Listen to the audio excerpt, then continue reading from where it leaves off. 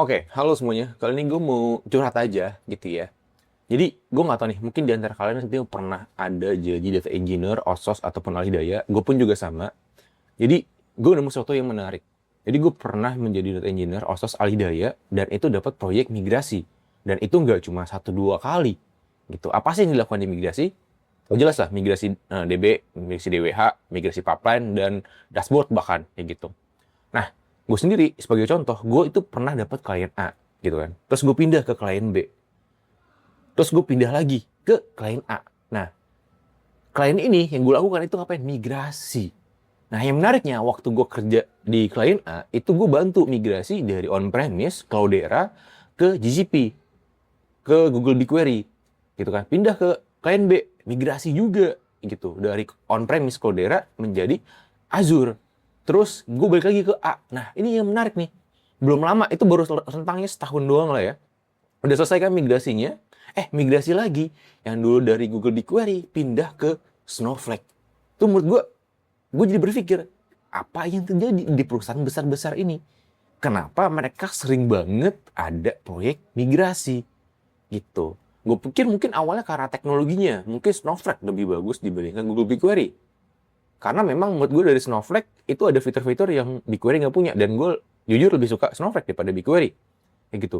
Tapi setelah gue gali lebih dalam, gue ngobrol ke vendor utamanya, gue nemu sesuatu yang ternyata lebih wow.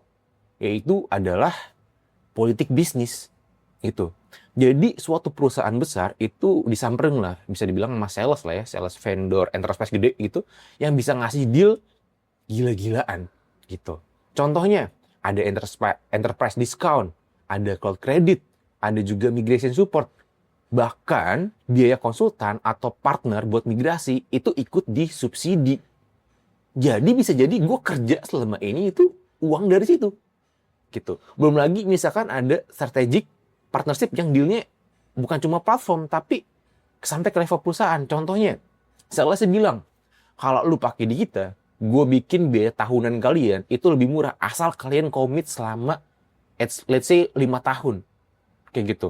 Jadi manajemen ngeliat itu setelah dihitung-hitung jelas itu menguntungkan. Pertama, biaya tahunan akan lebih murah dan bahkan biaya support untuk migrasi itu juga disubsidi.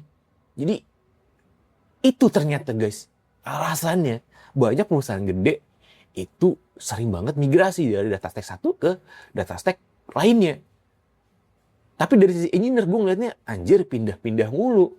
Tapi ada satu yang gue lihat bahwa ternyata gue harus bersyukur dengan adanya politik bisnis ini, dengan adanya sales ini gitu ya. Gue jadi masih punya kerjaan sampai sekarang yang bisa ngebayin hidup gue gitu. Jadi thank you banget untuk sales enterprise di luar sana yang bisa bikin perusahaan gede-gede migrasi-migrasi, bikin kerjaan gue data engineer itu tetap ada. Good.